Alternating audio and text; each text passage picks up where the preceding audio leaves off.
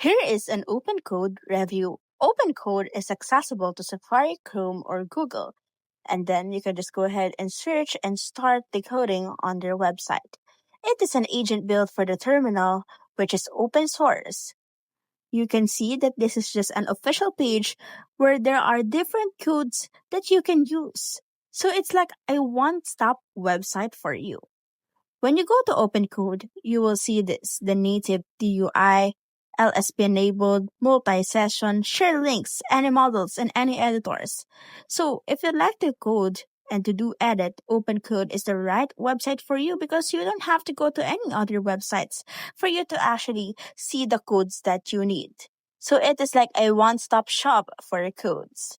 As you can see on the website, you can see the frequently asked questions, and it gives you access to handpicked set of AI models that OpenCode has tested and benchmarked specifically for coding agents. So if you want a more specific website, you can just go ahead and choose OpenCode. And then let's say, for example, this is the good one for you.